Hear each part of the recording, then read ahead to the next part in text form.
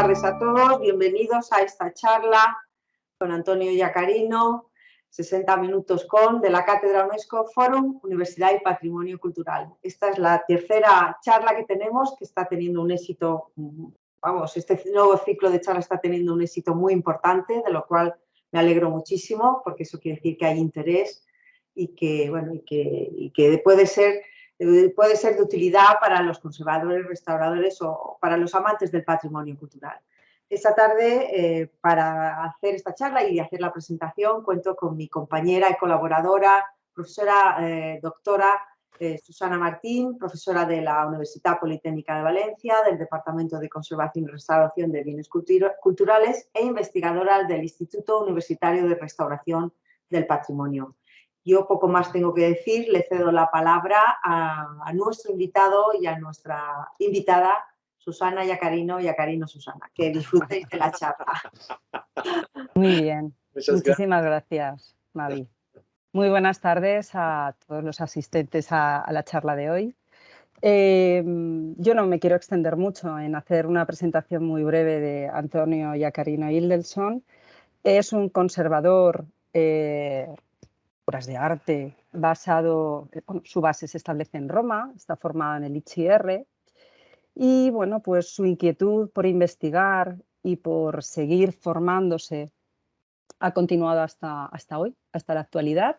Está realizando sus estudios doctorales actualmente en la Universidad Politécnica en Delft y bueno, ya nos contará también, si se puede al final de la charla, en qué punto estamos, cuánto tiempo nos queda para terminar esos estudios, Antonio.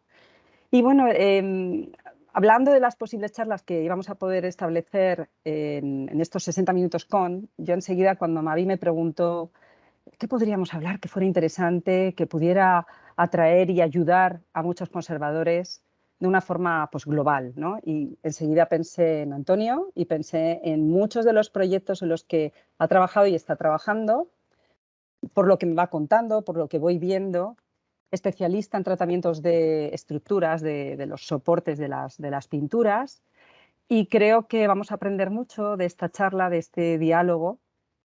Vamos a ver diferentes perspectivas y problemas a los que te tienes que enfrentar en función a la cultura en la que estás inmerso y en la que se encuentra la obra, cómo buscar ese equilibrio tan difícil en esa cuerda en la que muchas veces tiene que andar el conservador, conjugando política, religión, deontología de la restauración, necesidades de la obra, cuestiones económicas. Entonces, bueno, simplemente unas pinceladas, vamos a dar un giro al mundo, vamos a dar una vuelta al mundo muy rápida y a ver todo lo que podemos aprender y eso, compartir contigo esta tarde, Antonio. Nada más, tienes la palabra y gracias. Vamos hablando. Muchas gracias. Bueno, voy a compartir pantalla.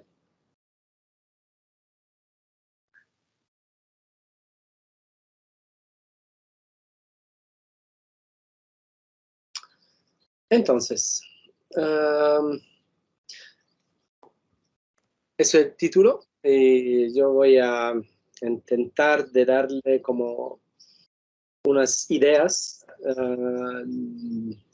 sobre el tema de cómo la heritage, en español. Patrimonio, muchas gracias. He utilizado en el mundo, bueno, para el ser humano y cuál puede ser un posible rol de los restauradores. Entonces, ¿qué pasa acá? Ok. Entonces, vamos hablando de las pirámides, de las esfinges y de los obeliscos. Entonces, en Giza vemos las pirámides de hace 4.000 años, más o menos. Y, Madre. Entonces, y aquí tenemos el nuevo Museo Egipto en Giza, que incluye las pirámides en su exposición. Es como si, es increíble, porque había un museo antiguo y ahora han desplazado, han hecho un nuevo museo al lado de las pirámides para poder poner las pirámides al interior del museo. ver cómo. Eso es el museo casi acabado, van a abrirlo en noviembre. Y estas son las pirámides hace 10 días, fuimos allá, trabajando en Egipto por el CNRS, y para 37.000 fragmentos de pintura mural. Entonces eso... Acá. Por favor, ¿podéis apagar los micrófonos? Se mete un audio. Vale, gracias, Natalia. Ya está, solucionado. Entonces, esto es el museo del otro lado. Lo vemos en las fotos antes. Eso es el museo y acá tenemos las ventanas inmensas del museo que son como los vidrios de las vitrinas. Es como si las pirámides fueran al interior del museo. Y acá tenemos las momias que se desplazaron del Museo Histórico de Egipto, Plaza Tahrir. Le desplazaron es el nuevo Museo de Egyptian Civilization. Y eso fue hecho así, con una parade muy divertida para nosotros. Pero si lo ves con un ojo Egipto, claro. Es algo muy distinto porque esto entra mucho en la identidad nacional y claro. con lo que pasa en Egipto y con toda la historia de la civilización y de la colonización norte europea, que tengan como una revenge. Sí, sí. Hombre, para ellos forma parte de su cultura. Entonces, ¿sí? es un acto muy solemne. Claro, nosotros lo vemos desde otra perspectiva porque no hemos crecido allí, no forma parte eso, de nuestra cultura. Sí, es muy exagerado y esto, bueno, ¿sabe? Es para hacerlo solemne, pero también es muy mediático. Y ya. los pobrecitos que estaban en los carritos. Bueno, pero ellos también buscarían solemnidad, ¿no? Digo yo, aunque hicieran algo mediático y sí, yo recuerdo ver la noticia en televisión. Y acá está la Sphinx, son bajo de los ojos de Napoleón. Sí. Y acá tenemos las otras esfinxes. Esfinges, sí. Esfinges a la entrada del Museo de Karnak. Ajá. Y acá hay una teoría de muchísimas esfinges y las desplazaron. Del Museo Egipto, desde lo cual se salieron las momias, sí. los primeros, las esfinges enfrente. Entonces eso es el viejo Museo Egipto, desde la Cairo Tower, y acá vemos dónde ponieron las esfinges. Así. Esto, así. Pero no todas, ¿no? Solamente descontextualizaron unas cuantas, ¿no? El resto sí que las han trasladado al museo. No, siguen allí. Quedan en Karnak. Pero 4 ya es mucho. Ya, no es una barbaridad, pero era por saber qué habían hecho con el resto, si las habían dejado allí o no. De origen. Entonces están decontextualizadas en el medio de un Carrefour. Entonces, y esto ha sido recientemente, Antonio, lo del trasladar estas esfinges a la plaza del Cairo. Esto fue hace... Esto no es algo de los años 90 o de los años 60, eso es algo que se hace ahora. Sí, 1 año y medio. Entonces, y también aquí vemos algo. Es interesante que el Museo Egipto fue construido de una empresa italiana con el diseño de un arquitecto francés. Entonces, todo es muy entrelazado. Y vamos a ver qué pasa con la entrada del templo de Luxor, que es muy importante. Y tenía 2 obeliscos. El otro fue donado a los franceses. Sí, lo sé. Y ahora está en Plaza Concordia. Concordia, sí. Vamos a México y acá tenemos una cosa muy interesante que no mucha gente sabe, que estas 2 pirámides del Sol y de la Luna. Bueno, ahora aquí vemos una, porque la foto la tomé de la otra. Pero es un sitio muy, muy interesante que hasta el siglo IV de la era cristiana era una civilización muy importante. Y los aztecos la llamaron Teotihuacán, entonces el lugar donde se hacen los dioses, y utilizaron cosas trovadas en este sitio, archaeological finds, para decir que ellos, los aztecos, descendían de los teotihuacanos. Para decir, porque los aztecos eran muy nuevos en el mundo mesoamericano. Y vamos al mundo de hoy. En Tayikistán, los japoneses, ¿qué hacen? Una misión, la misión arqueológica de los japoneses en Dushanbe, esto es un trabajo de hace 15 años, creo, trabajan con los tayikos para restaurar pintura mural destacada de la época zoroastriana. Entonces, el Tayikistán es un lugar increíble, escondido abajo de las montañas, la más alta del mundo. Y las pinturas murales zoroastrianas es muy bonita, muy interesante. E incluso los restauradores del Hermitage trabajaron en estos. Y bueno, me invitaron a hacer un trabajo de colaboración para construir nuevos soportes para musealizar estas pinturas murales en el museo allá, en una forma de colaboración entre los japoneses y los tayikos, que era una colaboración. Bueno, los japoneses tienen muchas palabras en la arqueología, pero no mucho en la restauración. La restauración es algo que es útil para utilizar las obras de arte. Construimos soportes en carbono y ya. En Cuba hicimos algo de muy, muy bonito. Era la Italian Trade Agency for External Affairs. Entonces, una parte del Ministerio de Asuntos Extranjeros nos ha comisionado la restauración de esos bocetos, modelos originales en yeso, de esas esculturas enormes en bronce dorado, que son el tesoro del Capitolio de La Habana. Entonces, acá vemos una video muy cortita.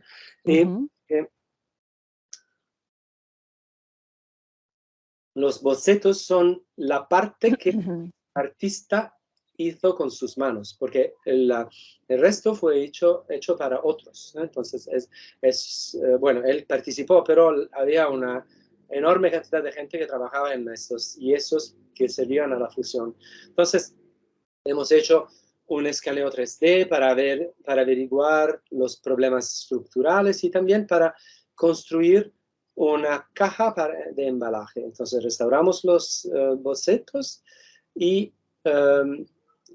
hicimos, bueno, había problemas estructurales y de limpieza, y con gel de agar para limpiar y todo eso. Esto hicimos una contraforma fresada para enviarlos a Cuba sin dañarlos, muy, muy frágiles.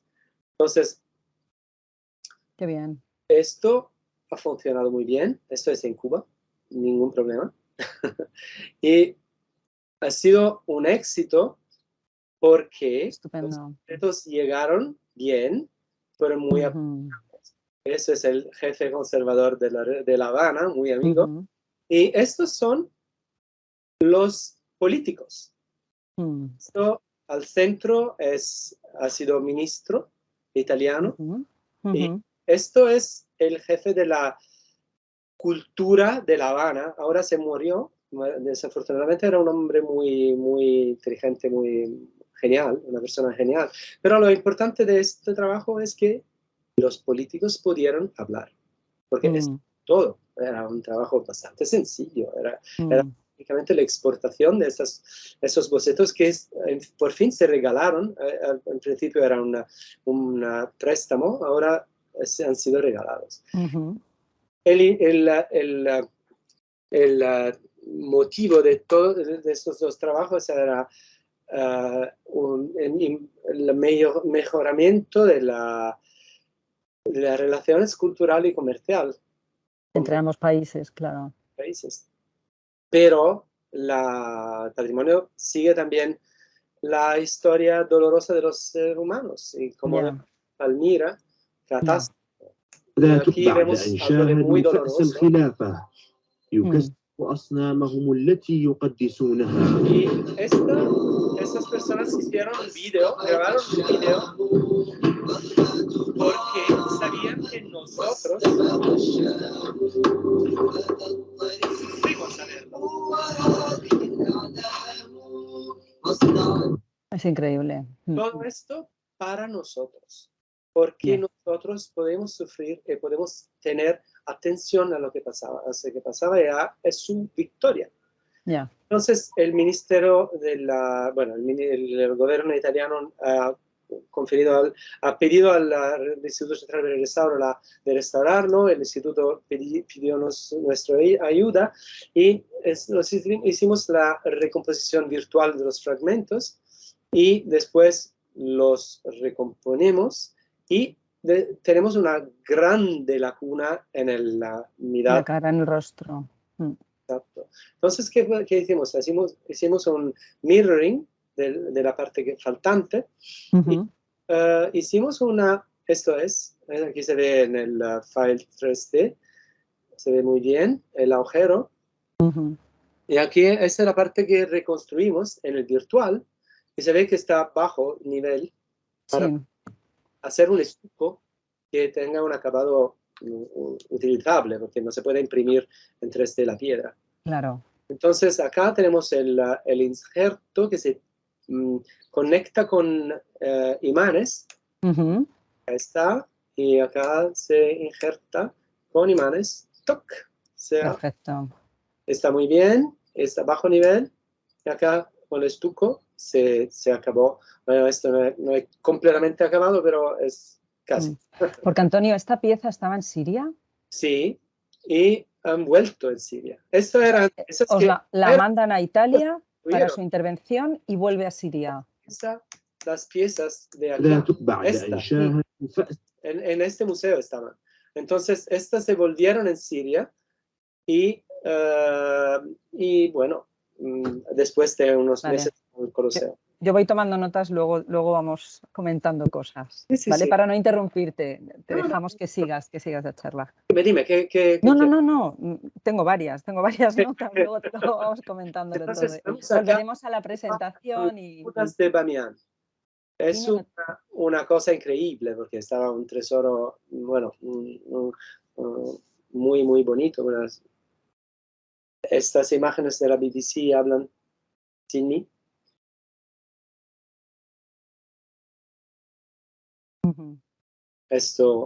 La cantidad de tritolo ha sido impresionante. Y lo que pasa es que ellos que lo hicieron porque estos budas estaban en la lista del UNESCO, World Heritage.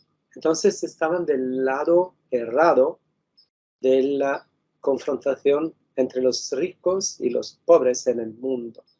Entonces estos señores decidieron, bueno, estamos pobres, tenemos mucha rabia y vamos a buscar un efecto Twin Towers. Entonces lo hicieron y dijeron por qué los ricos, nosotros, estamos mucho más interesados en los budas, en los millones de afganos que estaban muriendo de hambre.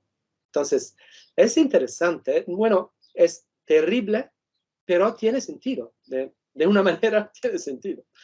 ¿Y qué pasa aquí? Esta es la Frauenkirche en Dresda, en 1880 estaba todavía allá, muy bien, y después Segunda Guerra Mundial, los ingleses bombardearon la ciudad con la decisión de destruir lo más posible, incluso que no había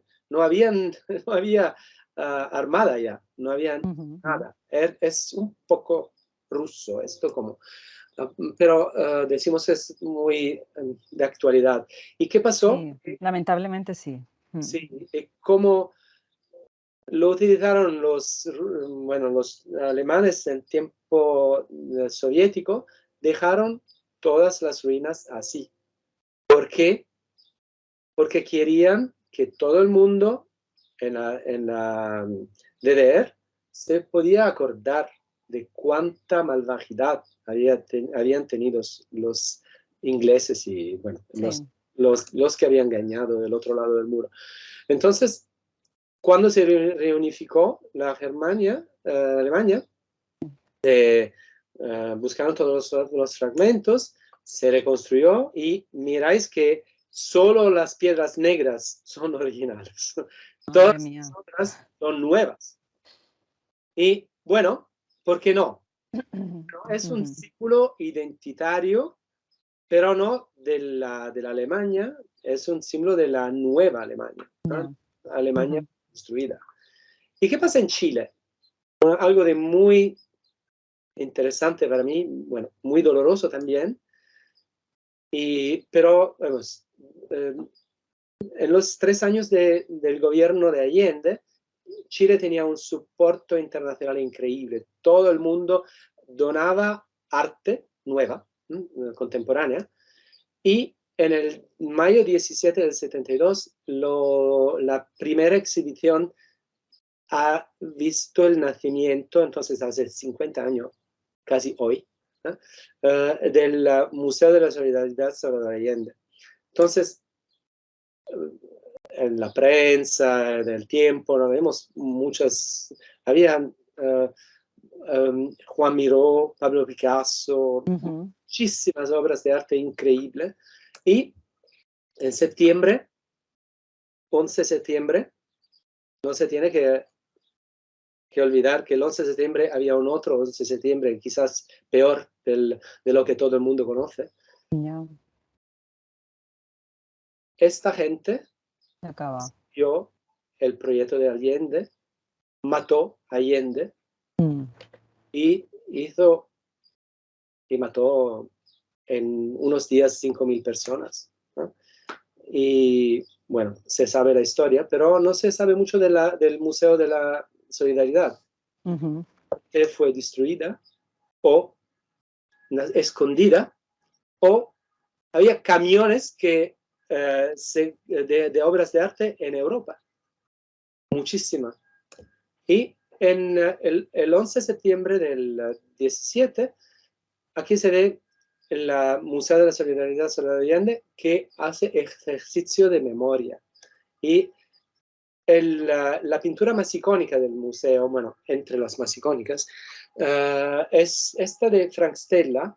Es grande, son 6 metros para 3, y ha sido el centro del proyecto Stella, y la tela había sido enrollada, utilizada como silla en un almacén muchos años. Y después el bastidor original fue destruido, y entonces el problema fue cómo hacer un nuevo bastidor que siga bien la forma de la pintura. Sí, porque es caprichosa, claro, tenemos ahí una forma muy particular. Entonces, y también con toda la historia que tiene, incluso la forma original de Stella se había perdido, estaba muy deformada. Entonces, no se podía cambiar. Entonces, tomamos medidas con triangulación para llegar a una forma que estaba fiable. Entonces, hicimos una muestra cortada con la CNC y la probamos en la obra. Y ya estaba bien, con unas pequeñas modificaciones, pero estaba bien. Entonces hicimos el nuevo bastidor y lo montamos en la obra con, bien entendido, con muelles y un sistema elástico. Y e incluso hicimos una optimización de la distribución de las fuerzas con una simulación numérica en colaboración con Exemplar en Torino. Y todo eso ha sido un éxito increíble, muy bien. Y ha sido un éxito maravilloso porque había un equipo de trabajo del museo increíble. Y todos los participantes de Latinoamérica y asesores de Norteamérica también, de Estados Unidos. Y bueno, ha sido una gran satisfacción para todo el mundo. El bastidor. Vamos a cerrar este proyecto en diciembre. Ajá.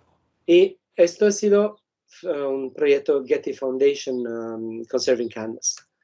Y la función del Museo de la Solidaridad de Allende y del proyecto Estela es increíble porque tiene la memoria de todo lo que pasó y ayuda a la sociedad chilena a tener confianza que se pueda volver en una dirección de equidad, de paz y de bien ser. Es importante, esa misión es muy importante. Sí, y muy interesante. Y el museo trabaja muy bien en esto. De verdad, la gente es de una calidad maravillosa. Estoy segura porque he visto caras conocidas en esa imagen. Sí, ¿verdad? Además, eres alumnas nuestras. O sea, Sí. que es algo que todavía me congratula y nos congratula el doble desde la UPV. Vamos a Roma. Bueno, en cosas un poquito menos dramáticas, ¿no? Vamos a ver la iglesia de Santa María in Trastevere, que todos los que han visitado Roma por más de un día la conocen. Se acuerdan muy bien. Está de Trastevere. Es una iglesia maravillosa. Sí, ya lo creo. Tenía una fachada con pinturas mural, bueno, frescos, con todas las inscripciones, porque era el momento de la Fresco Renaissance en Roma. Pero como no tenía un abrigo, no tenía una protección de la lluvia, se deshacieron muy rápidamente. Entonces ya en los 70 no se veía nada. Y después de las restauraciones de los años 90, ya se veían que había quedado solo los mosaicos del siglo XIII. Y entonces la imagen se había evolvida en una iglesia que tenía unas ruinas de pintura mural y unos mosaicos maravillosos. Pero, ¿qué pasa? Que hace 4 años, se encontró que quizás el aspecto de ruina no era tan necesario. Entonces se pasó de esta situación a esta situación. Acuarela. Entonces, bajo la lluvia, no es una idea pero con una protección de siloxano, esto va a durar un poquito más. Es que yo no sé, no quiero hablar mucho de esto, pero es increíble porque algo así nunca se ha sido hace como 10 años. ¿Y qué pasa? Es que es como un cambio de época, porque hace 10 años los departamentos del Ministerio de Bienes Culturales compartían muy bien todos la visión intelectual que nosotros, restauradores, tenemos desde los principios de nuestros estudios de conservación. Claro. Pero, ahora que cambió, que lo que deciden no son nosotros, no es el mismo grupo de poder. Ahora son los turistas. Y entonces se va a buscar lo que los turistas quieren. Bueno, yo no estoy criticando porque hay también, bueno, sí, estoy criticando, pero veo también que hay razones para hacerlo, ¿no? También los restauradores que lo hicieron son muy buenos. Y el trabajo de integración es mágico, es muy bien hecho. Yo subí en los andamios, he visto que estaba hecho muy, muy bien. Pero todo esto cambia. Sorprende. Es una decisión que sorprende tomar esa decisión. Y más en el siglo XXI. Pero bueno. Pero, ¿qué pasa? Y más en Roma. Es sorprendente por todos los lados, ¿no? Es muy curioso. El Instituto Central per il Restauro.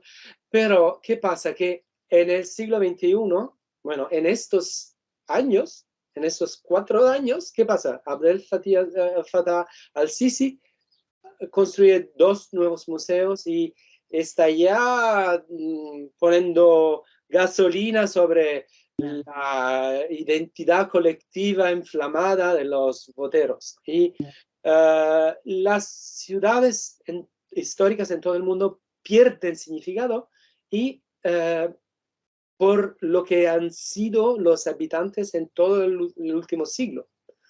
Y ahora se convierten en algo distinto y los turistas deciden. ¿Por qué? Porque pagan pizza.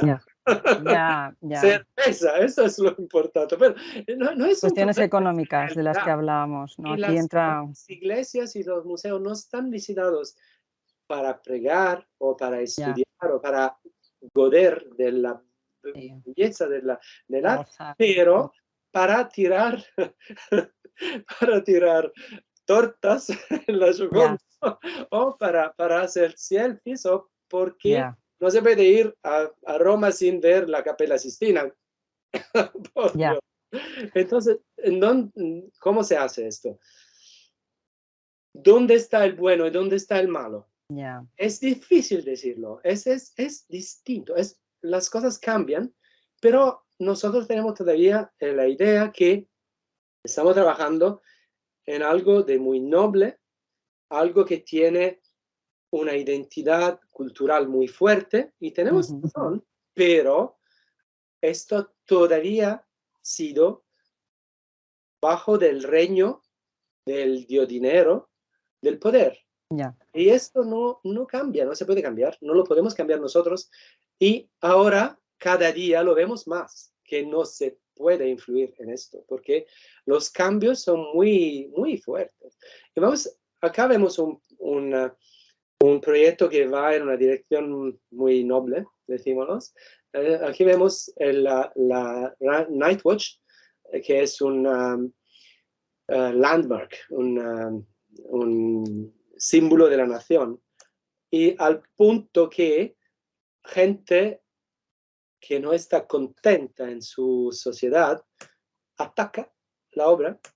En el 75, eso no es realidad, es una ficción, pero muy, muy cerca de la realidad.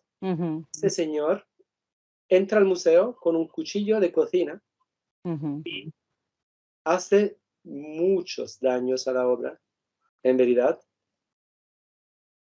Y bueno, era un hombre disturbado, bueno, sí, pero decía, no estoy contento del gobierno, así.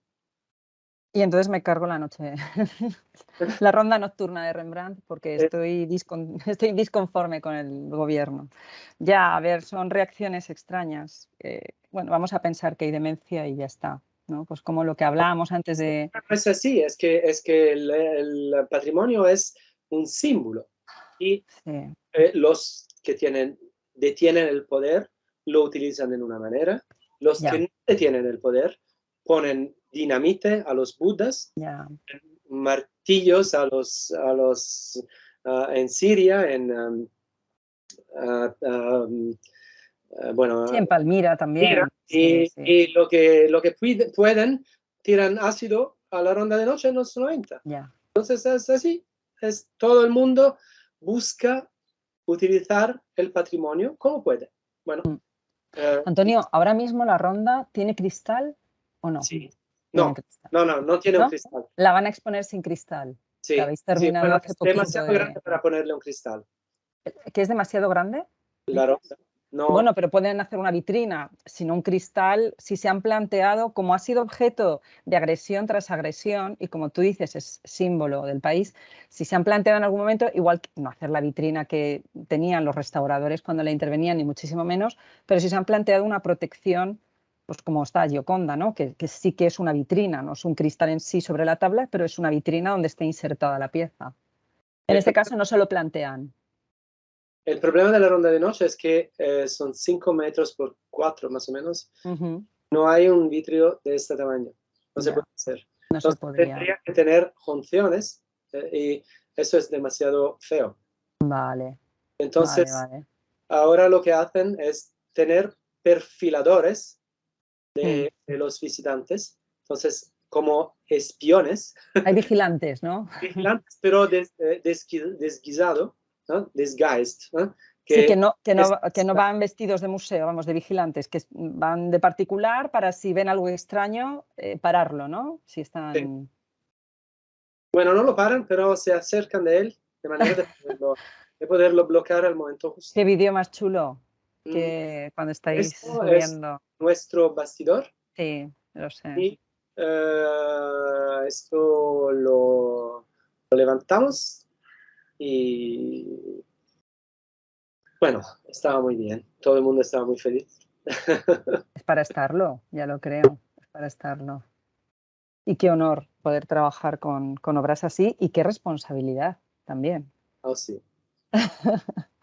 Qué responsabilidad. Sí. Perfecto. Bueno, esta obra se restaura al interior de esta cámara de vidrio. Es bastante grande. Porque tenía que guardar el bastidor. Bueno, en la pintura boca abajo, Claro. es grande, por eso. Es como un taller, ¿no? Un taller vitrina, un taller escaparate. En muchos museos se está haciendo esto ya hace años para que la gente lo vea. Y mira, lo que me divirtió muchísimo es que a la vuelta de este viaje que montamos en la pintura en el bastidor, he viajado muchas veces hasta Amsterdam este año con mucho equipaje, peso en el equipaje. Porque tenía que transportar cosas de trabajo también en el avión. Y la aplicación de KLM me escribe para decirme, mira, este año tú has enviado con nosotros 197 kilos de equipaje y bueno, este es mucho, pero no sabes, es el mismo peso de la ronda de noche. bien entendido, ellos no sabían nada del hecho que yo había trabajado en la ronda de noche. Entonces, era muy divertido, pero es también que todo el mundo utiliza esta obra para decir cosas así. Sí. Quizás que había gente que había viajado con la mitad del peso, se le habían dicho, es la mitad de la ronda de noche. Pero justo te lo dicen a ti, que lo que transportabas era para trabajar en ella. Qué curioso. Entonces, muy anecdótico. Entonces, las cosas se hacen. Y los restauradores, los conservadores, que pueden solo muy raramente poner influencia en la dirección de donde hacen de las cosas. ¿Por qué? Porque no nos escuchan. Porque el poder decide y tienes que hacer lo que piden, si no, no lo haces. Exacto, es lo que te voy a decir. Si no estás conforme, no lo haces. Y entonces, ¿qué podemos hacer? Decimos que la restauración se basa sobre un conocimiento muy profundo de la obra de arte. Pero esto bien entendido no da ningún poder más elevado que los otros tienen. Entonces no es la verdad la que tenemos. Entonces, incluso si fuera la verdad, nosotros no tenemos más poder en la decisión, como Salvador dice muy bien, mejor que mí. Entonces, esto nos permitiría también de promover respeto por las vestigios del pasado no repetible. No se puede repetir.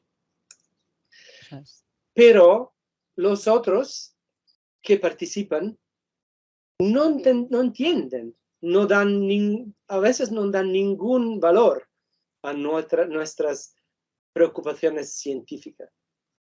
Y también vemos que los destructores, nosotros, y los utilizadores políticos, y los peregrinos del selfie, como somos nosotros también, viajadores, vamos a hacer en algunos casos, nos salvamos.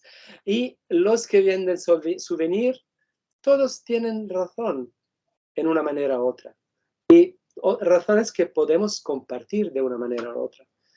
Y entonces, lo que podemos insistir es un nivel de negotiation.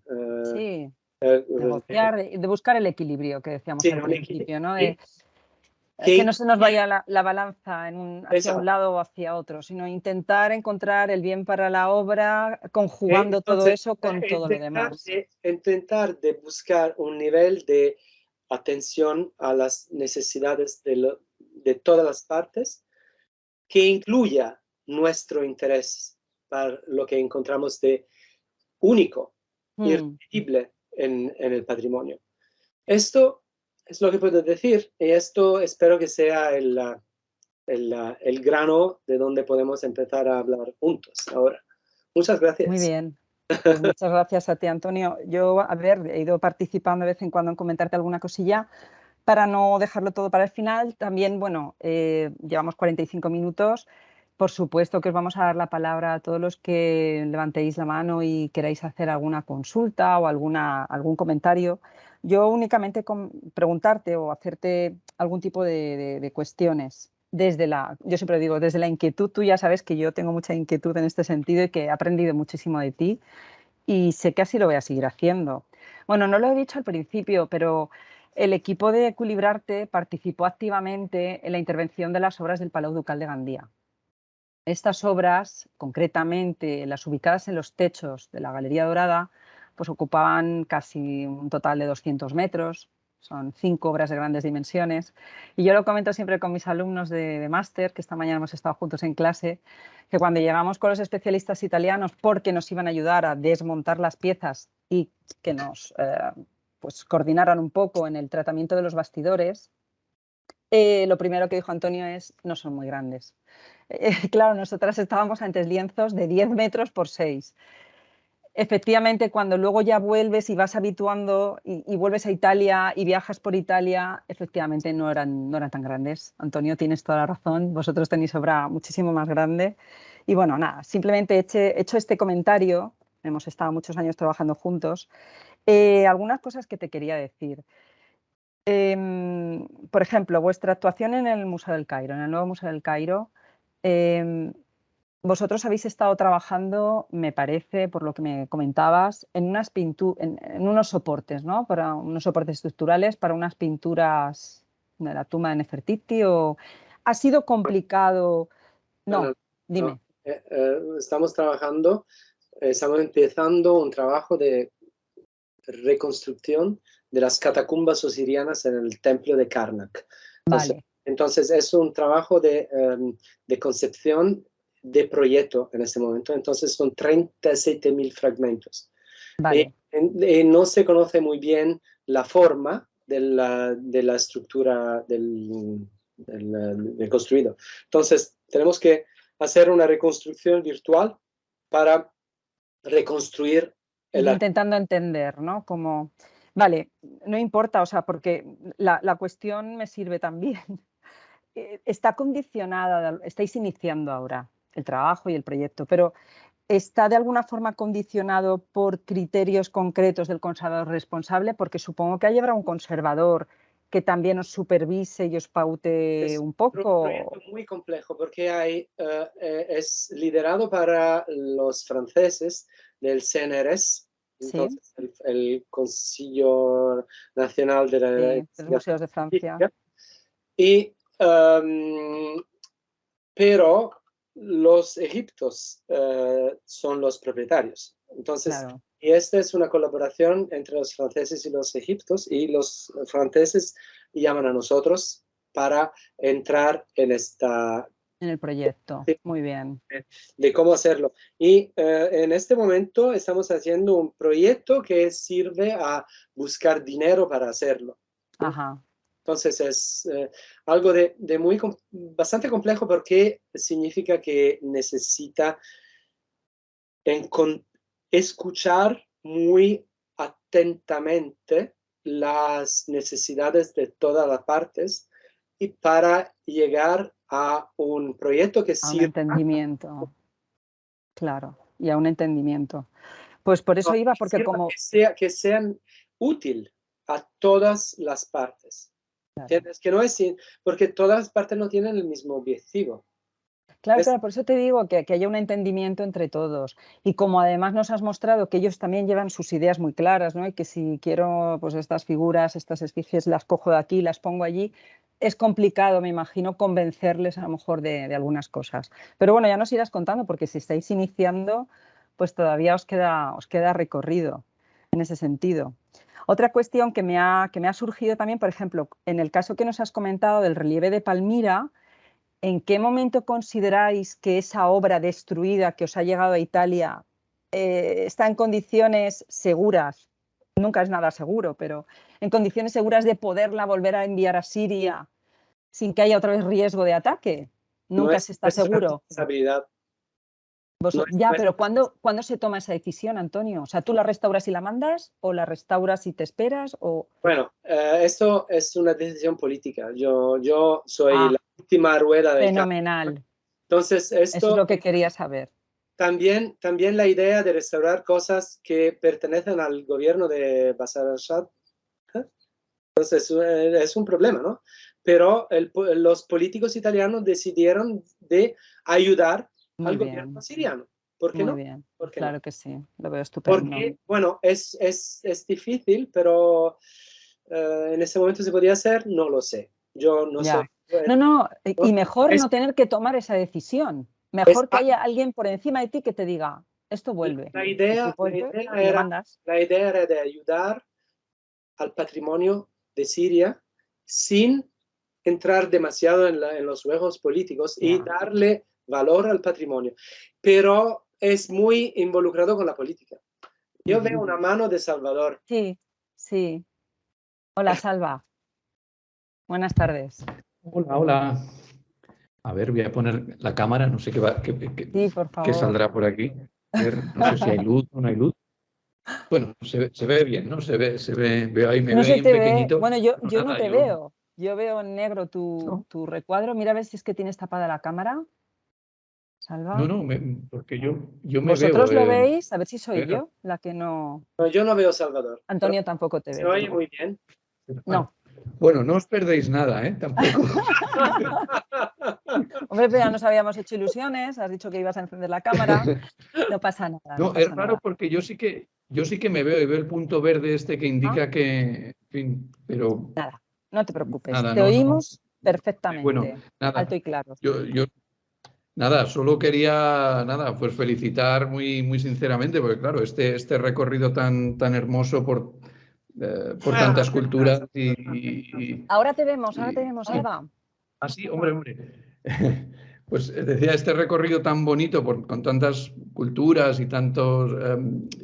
y por esta trayectoria y tantos problemas distintos de los cuales, pues nada, has acertado a sacar ahí un eje vertebrador muy interesante, muy bonito, de verdad. Yo quería felicitar sobre todo por lo interesante de esta charla, que es lo que más me llama la atención. Y luego me he apuntado dos cosas, ¿no? Ante las cuales estoy, bueno, con las orejas así puestas para escuchar tu opinión, ¿no? Bueno, ya la he escuchado. Una es la idea de que los restauradores no podemos hacer nada, ¿no? Yo siempre he sido un poquito más optimista. He pensado, siempre podemos hacer un poquito, ¿no? Poquito, porque trabajamos con cosas que no son nuestras, para gente que tiene otras preocupaciones que las nuestras, pero algo sí que he pensado yo que podemos hacer. Y yo quería contrastar mi experiencia con la tuya. Porque mi experiencia, que se limita a un campo muy restringido, como es el del papel, son piezas mucho más modestas, en fin, que afectan a grupos más reducidos, ¿no? Pero yo me acuerdo cuando yo empecé, muy a finales de los 80, la situación, al menos en mi campo, lo que yo puedo intuir o ver, era muy distinta. Entonces, digamos, el restaurador era un operario al que apenas... Restaurador de papel, ¿de acuerdo? El restaurador de bibliotecas, que es donde yo empecé a trabajar. Era un profesional al que, bueno, se le encargaban cosas y, bueno, pues él las hacía lo mejor que sabía, ¿no? Pero, bueno, la semana pasada estuve en la biblioteca de la Universidad Vieja, que es donde yo empecé, con unas exalumnas mías que ahora trabajan allí y con la directora. Y la situación es muy distinta. Efectivamente, ahora los restauradores son oídos, las prioridades se establecen hablando entre bibliotecarios y restauradores. La situación ha cambiado. Yo lo puedo percibir en mis 30 y pico años y me gustaría saber tu opinión al respecto.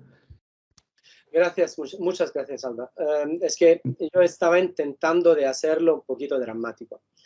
No te veo. No te has Se ha ido ya, se ha ido. No, perdón, me había desconectado para facilitar, pero me quedo aquí. No te vayas, no te vayas. Entonces, intentaba de hacerlo un poquito dramático.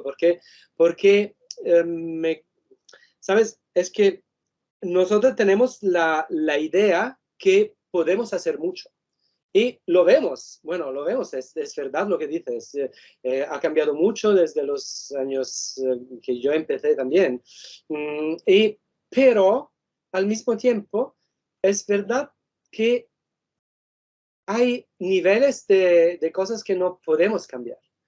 Y no somos omnipotentes, incluso si tenemos mucho más poder ahora que antes.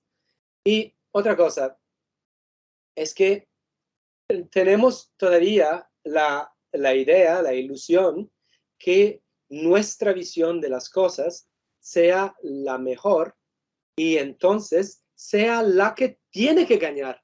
Yeah. Porque si no gana, son tontos, no entienden nada. Yeah. Pero no es verdad, es que me parece muy importante solicitar la visión de una, ¿cómo decimos? De una negociación en la cual a veces no podemos hacer nada y no tenemos que hacer cosas, porque son niveles en el cual la política tiene derecho de utilizar las obras de arte. ¿Por qué no? Todavía ha sido lo mismo. Los mayas, los aztecos lo hacían. El mundo lo ha hecho todavía. Bueno, tenía muchísimas imágenes más que he cortado. Si piensas a la pirámide de Chestia en Roma. La pirámide de Chestia ha sido construida para un tío muy rico al final del milenio antes de Cristo, y el tío decidió que tenía que tener una pirámide como sepulcro, ¿no? Bueno, y era muy rico, tenía muchísimo dinero, y decidió que si sus heredes no la hacían entre 3 años de su muerte, los desheredaba. Entonces, estos se pusieron a trabajar. Claro. Como locos, claro. Para poder guardar esta heritancia, ¿sabes? Un poquito de este dinero. Entonces, todavía ha sido así. Los símbolos de la cultura. Y esto es para toda la cultura. Yo creo que es muy importante. Y de verdad, las obras de arte para nosotros significan algo. Para la gente que le gusta el arte significan otro. Sí, es verdad. Y para los políticos otro todavía. Y para la gente que es interesada al clima, tiene que tirar una tarta en la cara de la analista, ¿no? Se hace esto. Es esto. Bueno. Sí, totalmente. Son herramientas mediáticas, herramientas religiosas, herramientas políticas. Permite de lograr la primera página de los avisos. Entonces, totalmente. Totalmente de Sí. acuerdo. ¿Qué piensas, Salvador? ¿Te parece?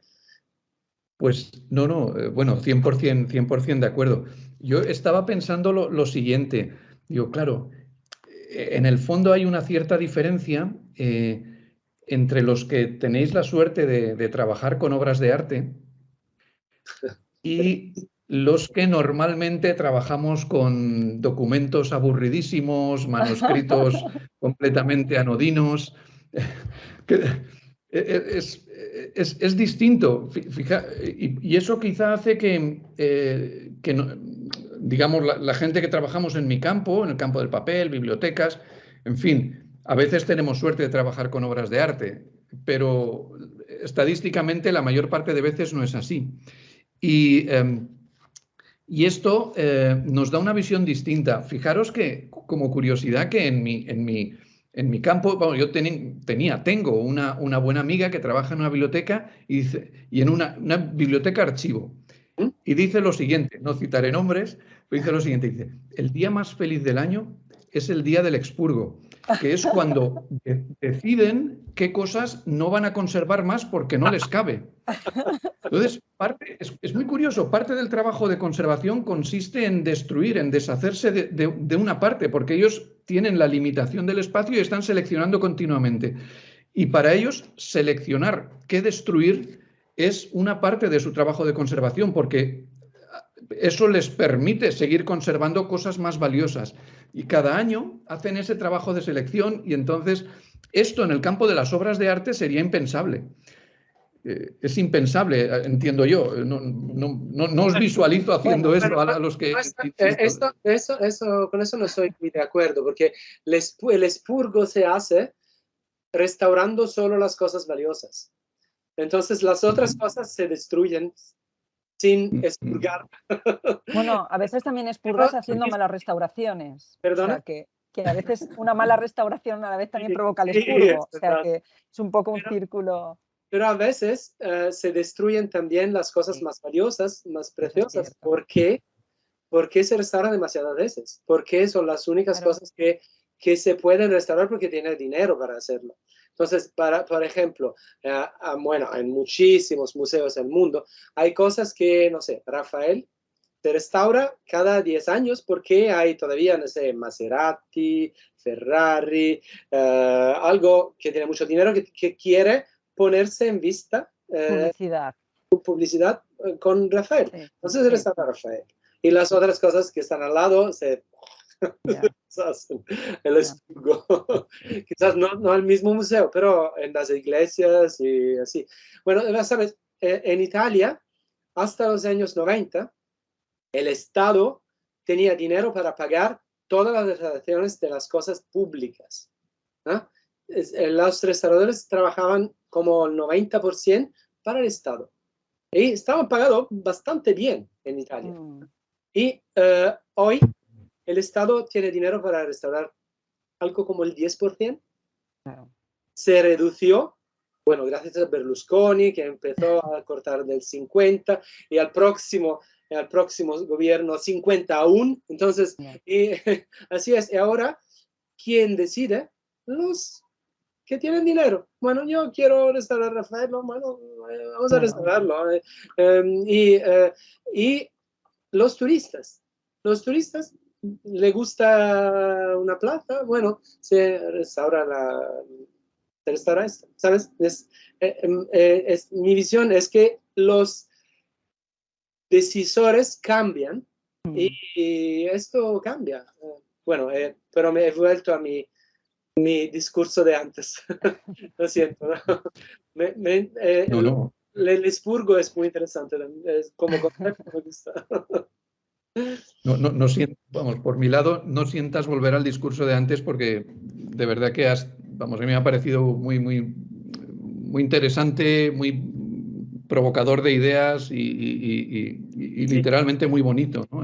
La idea enhorabuena también, Susana, como moderadora que ha sido un placer, que va. Todo esto, claro. La idea, ves, también las preguntas que Susana ponía eran también entraban en la provocación. Entonces es muy interesante. Bueno, pero desde el respeto, desde el cariño. Sí. No, es que mi provocación era recogida para ti y tú veías las cosas que no te parecían agradables. Y esto es la idea. Mi idea era de provocar a ver que sí, nuestro trabajo es una empresa que, bueno, es algo que sube en la reputación, en el conocimiento de todos los que comparten nuestro mundo. No somos, bueno, ahora tenemos doctorados, tenemos un nivel muy más elevado que antes. Y podemos hablar al mismo nivel que los conservadores, los historiadores de arte y los científicos. Pero al mismo tiempo no ha cambiado mucho, de verdad, en el destino del arte, no del arte, del patrimonio. Porque es como si fuera lo que nuestros padres nos dejan, los abuelos nos dejan. Y bueno, ¿qué hago? Me compro casa, me compro un coche, me vendo casa, no sé, ¿sabes? O sea, son objetos que tienen una utilidad. Muy bien.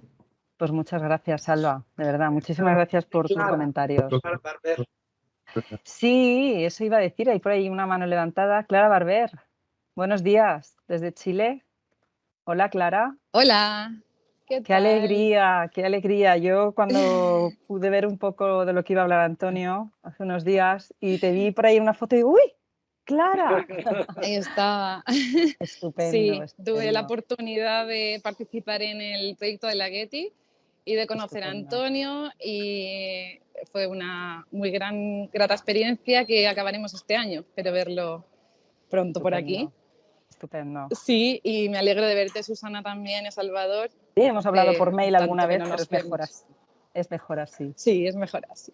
Bueno, lo primero, agradeceros por la charla. Yo se lo envié a todos mis alumnos, hay varios por ahí que se metieron. Y me encanta poder escucharos experiencias, reflexiones. Creo que es súper enriquecedor para los restauradores y creo que sí que tenemos un papel fundamental en un montón de aspectos. Yo os quería contar, voy a tratar de que sea muy breve, pero aquí no sé si os acordáis que hubo un estallido social en el 2019, donde la plaza donde estaba una escultura monumental del general Baquedano estaba en una plaza que es la Plaza Baquedano, y donde esta revuelta social como que se centralizó mucho en ese sector, y esta escultura fue como el símbolo de lo que la gente estaba como, a ver, en el fondo el pobre señor Baquedano no tenía la culpa, pero era como la representación del poder. Entonces fue pintada, vandalizada, cortada. Yo participé en la restauración un poco tangencialmente porque es escultura monumental, no es lo mío, pero sí en el tema de criterios. Y pasó lo mismo que estabais hablando antes sobre lo de Siria. En este momento también la restauración tenían que ver si esta escultura se iba a devolver a la Plaza Baquedano o la iban a dejar en algún recinto militar. Entonces, en cuanto a criterios, era súper importante saber eso, porque el hecho de que la escultura volviera al mismo lugar significaba una restauración mucho más profunda, donde, por ejemplo, el sable, la cola, de hecho, cuando la obra la retiraron tenía cortada el cuello y 2 patas del caballo. De hecho, se retiró rápidamente porque podía haberse caído encima de la gente, pesaba como 2 toneladas. Entonces fue algo como bien rápido de retirar. Y tuve que participar en el tema sobre todo de criterios, porque estaban pensando como en rellenar las patas con cemento para que no volviera a pasar. Bueno, y finalmente se logró llegar a unos acuerdos como cierta reversibilidad. Se rellenaron con un metal que tenía menor grado de fundición, cosa que se podía retirar en caso de ser necesario. Pero creo que el que estemos los restauradores, o sea, lo que son cada una de las obras, lo que simbolizan, lo que quizá una vandalización también pueda simbolizar, son un montón de cosas a tener en cuenta. Y, bueno, como lo decía Sandra en su charla hace un mes, bueno, se tiene que restaurar también las cuchilladas de los vándalos, tiene que guardarlos también porque es en parte de la obra, ¿no? Es un problema. Es un problema. Sí, eso mismo nos pasa con el Estela, que en el fondo también tenemos unas líneas que marcan dónde estuvo doblado el cuadro. Entonces también viene con una parte de historia de Chile. Entonces llegar a consensos donde, porque los restauradores tenemos ese poder de poder hacer desaparecer cierta parte de la historia. Entonces hay que tener mucho cuidado y ver muy claramente, obra por obra, hasta dónde debemos intervenir, hasta dónde no. Entonces, es bien, bueno, la reversibilidad en esto yo creo que es súper importante. En el fondo podamos tener un criterio ahora y quizá dentro de unos años se pueda revertir y decidir otra cosa. Ya lo creo. Sí, sí, desde luego nuestra voz tiene que oírse, eso está claro, y establecer diálogo. Pero sí que es verdad que hay veces que a lo mejor no puede primar nuestra idea. ¿Que tenemos que pelear por ella? Si vemos que es una aberración, pues sí, pero muchas veces estamos atados, ¿no?, de pies y manos, y es lo que decía Antonio, si no estás de acuerdo con algo, no lo hagas, ¿no? Yo también lo hemos hablado a veces en clase. Totalmente. Cuando te piden historias rarísimas de mutila esto, córtamelo en 3 trozos, pues le dices, mira, no, ¿no? Llévate el cuadro, nos ha pasado, acompañados. A mí me ha pasado cuadro, también. Y no te cogen el coche, lo cortas tú. Yo no lo corto. Me dicen, no, es que esa mano no me gusta, como que se ve mal. Y yo le digo, mira, yo no soy... Yo es que no, te puedo hacer una reintegración, pero no debo ni siquiera traer un regatino en todo caso. Claro. Pero yo no puedo hacer una creación, y también me ha tocado devolver cuadros y decir, mira, hasta ahí yo eso no lo puedo hacer. Claro. Muy bien, eso, Clara. os agradezco un montón. Veo otra mano de Natalia Ríos. Estupendo, ¿no? Muchas gracias, Clara. A cuidarse. Gracias a vosotros. Adiós. Adiós. Natalia Ríos. Hola. Buenas tardes, Hola. Natalia. ¿Me pueden oír? Sí, te oímos muy bien. La cámara no es muy buena. No importa. Bueno, yo soy doctoranda de la UPB. De hecho, por acá está mi directora de tesis, una de mis directoras, que es Mavi Vivancos. Yo te conozco de ver tu documentación como coordinadora de doctorado, pero físicamente no nos hemos visto ni hemos hablado. Encantada de saludarte, Natalia. Igualmente, encantada con la charla. Bueno, y Clara Barber fue mi profesora también. Ah, sí, muy bien. Tengo que mencionarlo. Estamos todos emparentados acá de alguna manera con la UPB.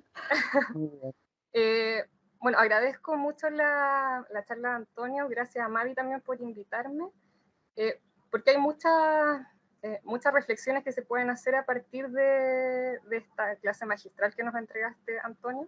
Bueno, yo soy de Chile, soy la directora de conservación del Archivo Nacional. Entonces acá se me mezclan distintos temas. Por una parte, esto que nos comentabas de nuestra historia reciente, que tiene que ver con la dictadura, y todo lo que significó una etapa de oscurantismo cultural para Chile, en este periodo entre el 83 y el... entre el 73 y el 88, que es el año del plebiscito. Sí. Donde muchas del desarrollo cultural quedó estancado, o se hacía a escondidas de las formas las que se podía hacer arte o cultura en aquella época, que tenía que pasar siempre por la junta militar o por las directrices que se diseñaban culturalmente a partir de la junta.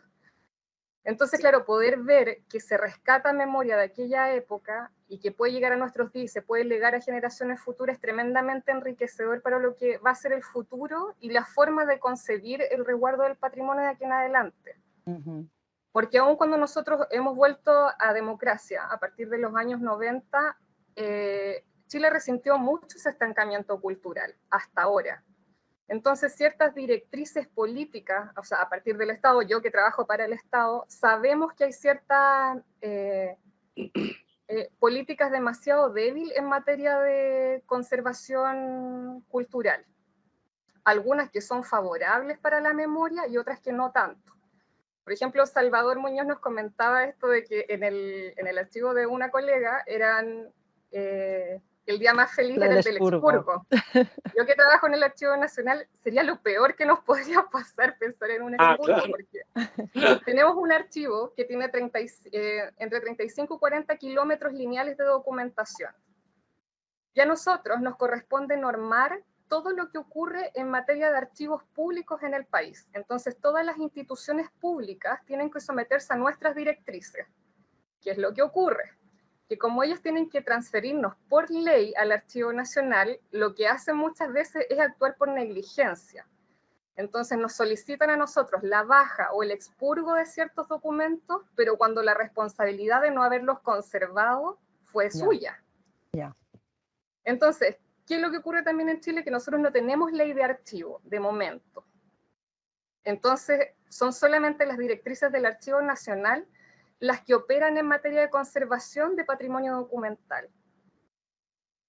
Y esto, a su vez, está un poco alineado con lo que decía Clara, que ya mencionó el estallido social del año 2019. A propósito del estallido social, en Chile actualmente se está construyendo una nueva constitución, pero que tiene que someterse a un plebiscito de salida, ¿cierto? Todos quisiéramos. Entonces está en plena pugna esto de el apruebo o el rechazo la nueva constitución. Y siguen siendo aquellos poderes que posibilitaron la dictadura quienes están por el rechazo, y aquellos que no estaban de acuerdo con la dictadura y que cimentaron también el camino de Salvador Allende al poder son los que están por el apruebo. Uno puede hacer esta como genealogía política hacia atrás fácilmente. Entonces lo que ocurre ahora es que todas las constituciones políticas de Chile están en el Archivo Nacional. Nosotros las tenemos, desde las primeras, 1812, hasta la última, que es la Constitución de Dictadura. Entonces, el estallido social, como fenómeno político, también incide en la estructura o en el cuerpo patrimonial que se empieza a configurar a partir de este evento político. Porque a partir de ahí hay un legado archivístico, hay un legado documental que tiene que ver en cómo se está construyendo la Constitución, todas las comisiones que están operando en la actualidad para la construcción de esta Constitución, todos los documentos que está generando actualmente los convencionales, tienen que llegar al Archivo Nacional. La problemática que como que quiero introducir ahora con todo este preámbulo es que las personas conocen poco los derechos y deberes que tienen con el patrimonio. Entonces, en este momento, el foco está puesto en el apruebo o el rechazo de la Constitución, pero la gente desconoce que hay documentos que se están generando en la Convención Constitucional en este momento que ya están perdidos. Precisamente porque no tenemos una ley de archivo que nos respalde. Entonces nosotros, trabajadores del Archivo Nacional, estamos haciendo arqueología con las comisiones de la Constitución para poder recabar todos esos antecedentes que una vez que tengamos el plebiscito se va a perder por completo. Madre mía, Natalia. Entonces, yo creo que esto nos permite decir que los restauradores y los responsables de archivos, como ti, tenemos el papel de los que tienen que educar al mundo para conseguir una mayor conciencia de lo que dices, ¿no? Claro. Entonces, como ellos necesitan conocer las leyes de archivo y la historia del archivo y todo esto que contaste mucho mejor que yo pueda repetir, es un poquito el equivalente de la conocencia del arte como materia y como historia de acumulación de materia, de materialidad. Entonces, esto es algo que nosotros podemos añadir al mundo. Entonces, en mi visión, esta es nuestra misión, mucho más que restaurar, ¿no? Porque restaurar muchas veces es algo que se hace porque se tiene que hacerlo, ¿no? Porque estamos pagados para hacerlo también, o porque tenemos que hacer algo, ¿no? Pero lo que hace la diferencia, en mi punto de vista, es que si hacemos cosas con una conciencia científica muy elevada, no hablo de investigación científica, hablo de conciencia, de método científico en la cabeza y histórico, de tu punto de vista, es algo que cambia cosas para todo el mundo. Entonces, nosotros no podemos cambiar el mundo, pero podemos añadir un poquito más cada día. Y yo creo que lo que cambia, como decía Salva, es muy distinto hoy que hace 30 años o 40. Y es todo muy distinto, pero lo que cambia de verdad es que nosotros no somos obreros, somos al mismo nivel de los otros que participan al proceso. Entonces ahora, sin pensar de ser omnipotentes, podemos saber que con humildad y tranquilidad y escuchando mucho, podemos hacer algo que cambia cosas para la próxima generación, dejar un legado distinto, una legación. Exacto. Sí. Exacto, sí, estoy de acuerdo. O sea, a mí me parece que la conservación no es inocua. Yo creo que la conservación tiene poder político, sí. Tiene poder educativo también, sin duda. Sí, sí, por supuesto. Lo que entendía decir con todo lo que mis ejemplos es que todo es al revés que inocuo. Es político, es comercial. Claro. Tiene un poder muy fuerte y todavía lo ha tenido. Entonces no podemos cambiarlo. Es el mundo. Y de alguna... Estamos allá. Y de alguna forma también lo que intentábamos mostrar a través de ti era cómo nos tenemos que ir ajustando de forma casi camaleónica, ¿no? a las restricciones que nos van imponiendo desde cada lugar donde está el proyecto que estamos desarrollando, ¿no? Y en concreto, pues por eso hablamos de mundo global o conservación en este mundo de globalización, donde te tienes que ir adecuando a esos espacios, a esos criterios, a esas culturas, ¿no? Sí. Y entonces sí, claro que tenemos mucho que decir. Yo creo que, bueno, pasito a pasito, las voces se van escuchando. El hecho de tener ahora escuelas de doctorado va a ser muy, muy importante para el papel de los restauradores, porque, bueno, decimos, en Italia la situación es increíble, porque en Italia se ha construido mucho de la restauración en el mundo. Bueno, sí. Andy ha hecho muchas cosas interesantes, lo siento, Salvador, pero entonces, aquí tenemos que las universidades no reconocen bastante los restauradores porque no han subido de sus clases. Yeah. Entonces, las universidades empiezan a construir restauradores desde 15 años, pero los restauradores no han trabajado bastante para los profesores, para tener fuerza de contratación. Entonces, los restauradores no tienen una escuela de doctorado en Italia. Todavía no existe por esta razón. E incluso no se puede enseñar restauración porque no hay algo como profesor de restauración. No existe. Eso no significa que no irónico, ¿no? Que justo suceda. A nivel de universidad estamos muy atrasados. ¿Por qué? Porque tenemos una ¿cómo decir? Una trayectoria, ¿no? Una experiencia muy fuerte. Claro. De otro lado, ¿no? Que tiene una distinta origen. Entonces, pero yo veo que en todo el mundo donde hay escuelas de doctorado en restauración, que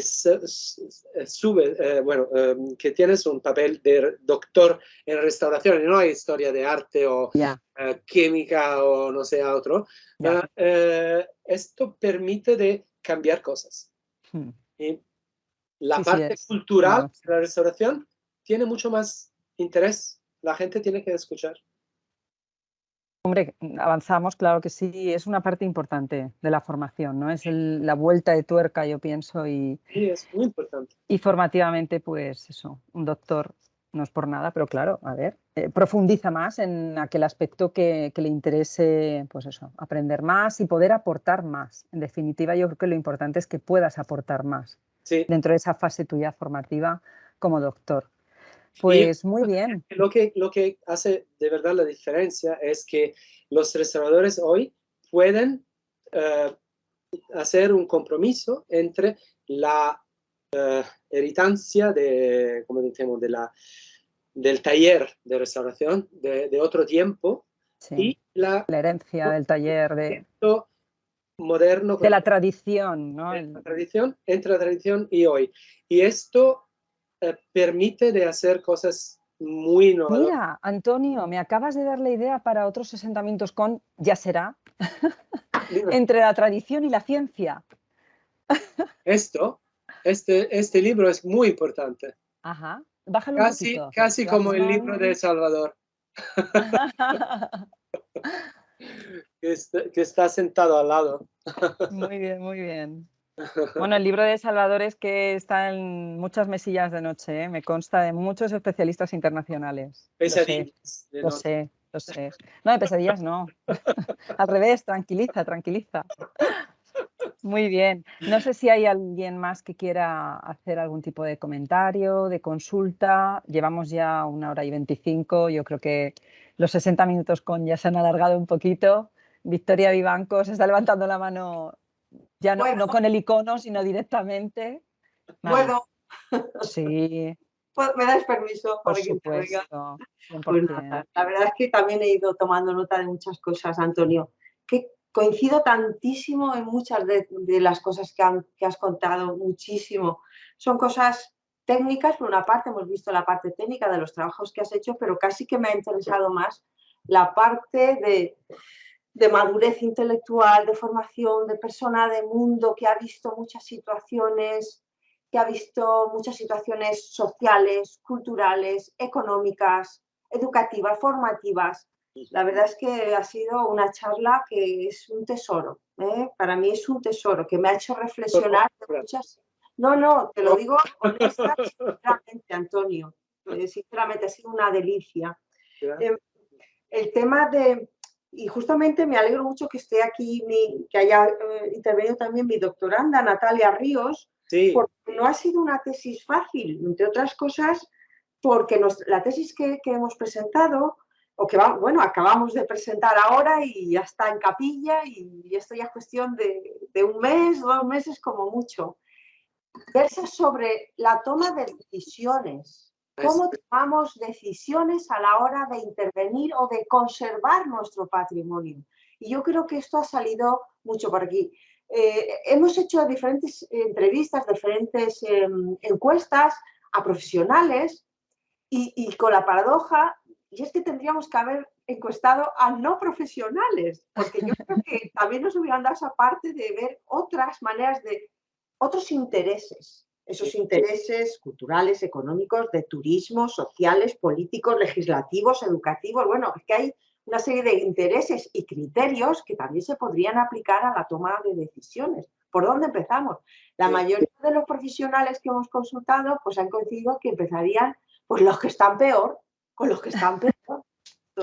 Esa carencia que tenemos los restauradores, lo que esté peor, pero claro, no es lo mismo en un museo público que en un museo privado, que un particular que te encargue una obra, en fin, que son aspectos a reflexionar. Y el tema del empoderamiento del conservador restaurador, qué importante, y para que se produzca ese empoderamiento tenemos que estar preparados. Y nosotros como profesores universitarios de la educación superior tenemos una responsabilidad enorme de preparar a nuestros estudiantes, porque son los que luego van a ir a esos museos, a esas colecciones, a ese ámbito profesional público-privado y tienen que hacerlo bien. Y tienen que dar una buena imagen y tienen no solamente que hacer un buen trabajo técnico de estar ahí restaurando, sino que tienen que tener criterio, saber expresarlo, tienen que tener esa madurez intelectual para poner al ámbito de la restauración en su sitio, que es un sitio importante, porque el patrimonio es algo muy importante. Quiero añadir una cosa a tu sugerencia, a tus palabras. Es que la ronda de noche ha sido un proyecto muy que involucra muchísimas cosas y tiene muchísimos recursos recurridos, porque es un museo muy rico y tiene muchísimos, bueno, es la obra más importante. Entonces lo que pasa es que se decidió de empezar este proyecto de Ronda de Noche. La dirección del museo percibí la cosa inmediatamente como, bueno, vamos a restaurar la obra. Pero es una obra muy grande y es un problema porque el museo no tiene muchísimos restauradores, entonces, y tiene muchísimas obras. Entonces, poner todos los restauradores o 5 de los restauradores a trabajando sobre la Ronda de Noche por, no sé, 5 años, ¿qué pasa con el resto? Con el resto. Entonces, claro. Esto, los restauradores, Pedrina Nobel, la directora, la jefa de restauración, una persona increíble, una colega restauradora, pero una persona de grandísima calidad, ella dijo, bueno, sí, vamos a ver qué pasa. Empezamos con el conocimiento de la obra. Entonces se pusieron trabajando 2 años, 3 quizás, a conocer la obra y desarrollaron una cantidad increíble de herramientas científicas para el conocimiento de la obra. Y ahora están en el centro de la decisión, ¿se va a restaurar o no? La parte estructural se hizo porque estaba necesaria. La parte histórica todavía no se sabe. Y esto se hizo porque los restauradores dijeron, no sé si es importante restaurarla o no, si se puede esperar 20 años o no. Entonces, y es un proceso, necesita conocimiento. Eso es lo importante, eso es lo que podemos hacer. Y por esto me parecía muy importante hablar de la Ronda de Noche, por si acaso podía hablar de esto también. Interesantísimo, Antonio, interesantísimo. Muchas gracias, muchas gracias. A ti, a vosotras. Gracias, Susana. Nada. A ti por aceptar el reto. Yo sé que era complicado. La verdad es que hemos elegido esta fecha porque era cuando podía Antonio y era o es el 31 o no puede ser. Me imagino que ya sigues...